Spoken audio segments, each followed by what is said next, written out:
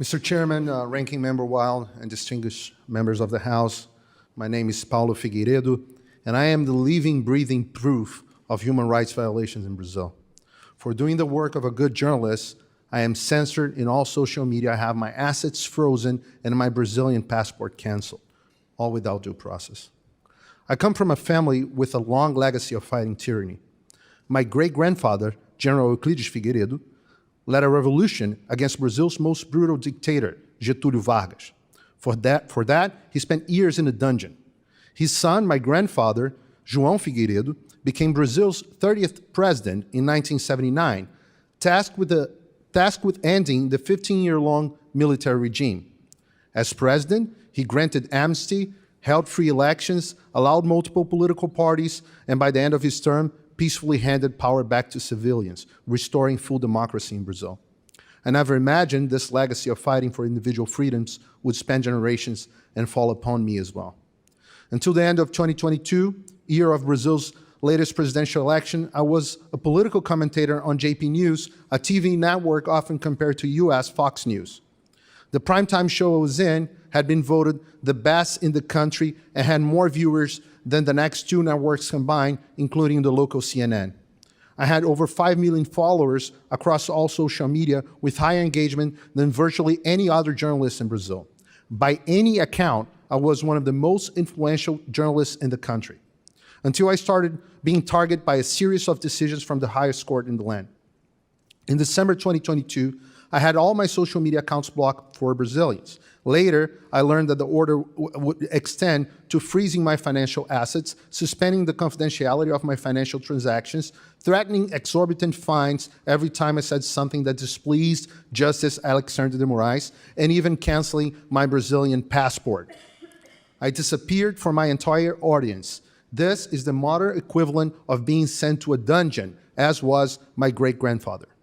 In January 2024, following Lula's inauguration and the January 8th riots, Brazil's Department of Justice opened a case against JP News, accusing the channel of fomenting the revolt. Demonetized by YouTube, faced with new criminal case and threat of losing its public concession, JP News gave in and laid off all its conservative commentators and adopted a more Moraes-friendly editorial stance. I was unemployed with all my assets frozen and my work tools blocked.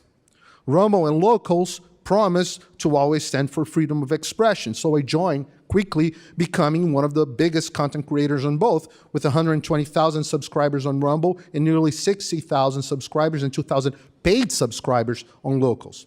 However, in December 2023, pressured by absurd orders issued by Moraes, with me being one of the main targets, I believe, both platforms closed access to all Brazilians.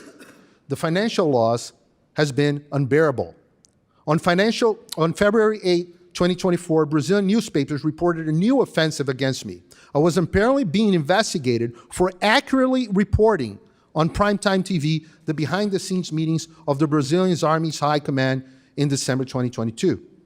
In this investigation, a new measure was issued prohibiting me from having contact with former President Bolsonaro and any other person investigated, a clear intimidation tactic that hinders my journalist activities.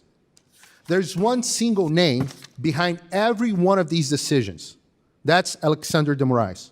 Remember this name. He's the de facto dictator of Brazil. He's a Supreme Court justice, the head of the Superior Electoral Court, known as TSC, and the man in charge of the infamous fake news probe, which began in 2019 and is still open. An alarming caveat. Through all this, my work was being carried out from my studio in Florida, where I have been residing since 2016. I have therefore been under the jurisdiction of this country the entire time, and consequently protected by the rights guaranteed in the First Amendment of the Constitution of the United States of America. American companies have been obeying legal orders directly from Brazilian judges without following international procedures and sharing data of individuals under American jurisdiction. This Congress should address this issue, as it is not only violates our constitutional rights, but also exposes an intelligence risk and potentially violates the FCPA. By no means I was the only journalist affected. On the same day, award-winning journalists and bestseller authors Rodrigo Constantino, present here in this hearing, and Guilherme Fiuza were targets of nearly identical copy and paste decisions. Other journalists, such as Alan dos Santos, also present here today, had faced even harsher measures, including arrest orders. Libertarian podcaster Monarch, known as the Brazilian Joe Rogan, suffered a similar fate. They're both exiled in the US. There are numbers of other examples, including comedians or even a judge, Ludmila Grillo, here in the audience, or congressmen like Nicolas Ferreira and Gustavo Gayer, also present here, Marcel Van Hatten, Carlos Jordi, Alexandre Ramagem, Carla Zambelli, many other members of Congress, and even Senator Marcos Duval, who had their social media blocked, offices raided, or passports taken by Moraes. Congressman Daniel Silveira is currently serving 9 years in prison for recording a video harshly criticizing Moraes. Former Congressman Dalton Dallagnol, the former prosecutor who got Lula da Silva convicted for corruption, also here, lost his seat by order of Moraes court. A survey showed that 70% of Brazilian members of Congress believe the Supreme Court invades their powers.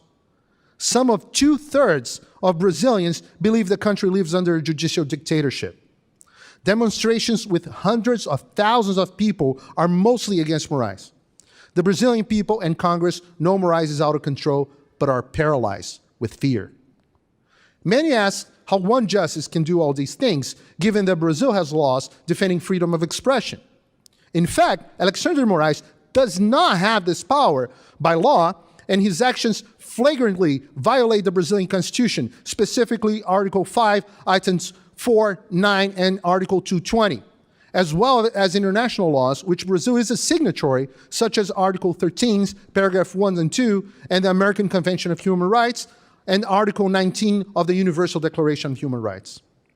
These censorship and persecution actions occur within illegal process, such as the mentioned fake news probe, which is now investigating even Elon Musk, where Moraes acts as the alleged victim, investigator, prosecutor, and judge without the right to appeal.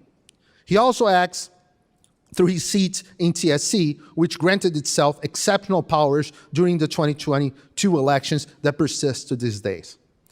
These acts occurred in a veiled way, with cases running under legal secrecy and lawyers not having full access to the case files. My case is iconic in that sense. For about a year and a half, I have been suffering the described penalties without being formally notified or informed of any decisions or procedures against me, making me unable to defend myself. I only access the decisions against me when the Judiciary Committee of this House subpoenaed acts requesting and publicizing Moraes' decision.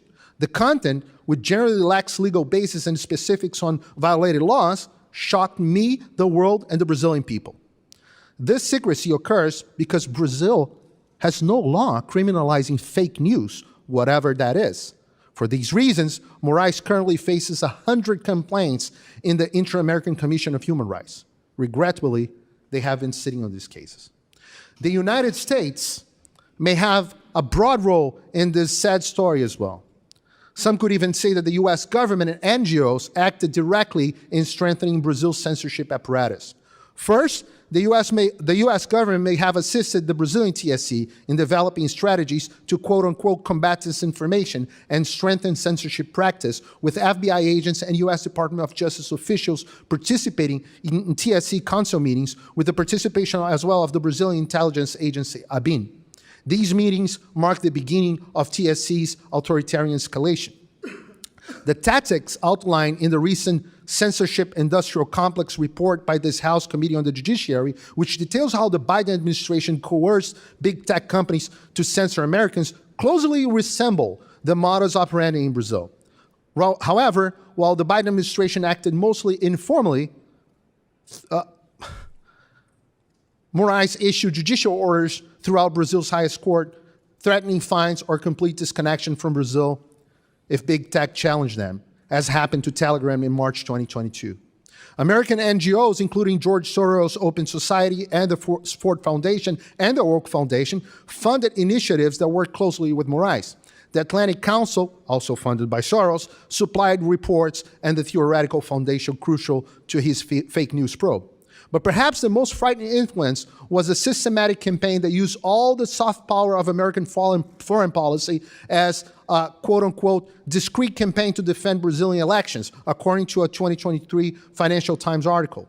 This involved covert actions by high-ranking U.S. officials, such as the CIA director, the Secretary of Defense, and Biden's national security advisor, who threatened public officials, military leaders, and Brazilian politicians with sanctions to ensure Moraes was not challenged. It's puzzling why the U.S., historically a promoter of freedom and democracy, would use its top officials to support censorship and aid in the ascent of a president aligned with China, Russia, Hamas, Cuba, Venezuela, drug cartels, and opposed to American interests globally, even undermining the dollar as the world's reserve currency. CIA Director William Burns and other Biden administration key agents continue to meet with officials from the Lula da Silva government and TSC in Brazil, focusing on quote-unquote combating disinformation, which we know now is a code word for censorship of unpleasant speech. Additionally, a Brazilian congressional delegation supportive of Lula da Silva regime, including a congresswoman from the Communist Party, visited Washington, D.C. last week to meet with members of the Democratic Party and OAS representatives. Mr. Chairman, you are well aware of the immense challenges you had to overcome in order for this hearing to happen. Why? In Brazil, ultimately, it will be up to the Brazilian people to solve their own problems. But it's important that the United States of America once again become a force for freedom and no longer for censorship. The United States Congress has enormous powers in this direction, and I urge you to use them. First, ensure that Moraes Lula regime stops operating in the shadow. As the Bible says in John 8:32, then you'll know the truth, and truth shall set you free. Brazil needs to be the subject of more frequent hearings, and Congress must continue to use its powers to bring light to the facts. Congressmen, visit Brazil. I speak on behalf of the Brazilian congressmen here that you are welcome in our parliament, and your presence will bring greater visibility to what has been happening. Second, exercise oversight power against executive branch policies that harm not only freedoms in Brazil, but also U.S. global interests, pushing my country towards nations hostile to America, such as China. Third, withhold funds and resources, not only those destined for Brazil, but also for international organizations, such as the OAS, that are shirking their roles. The American taxpayer should not finance the oppression of my people. Finally, produce legislation imposing harsh sanctions on Brazilian government and officials who violate fundamental rights and freedoms. With this help, I guarantee that my country's institution will react and return our freedoms. This is what I beg of you on behalf of millions of Brazilians. God bless America, God bless Brazil.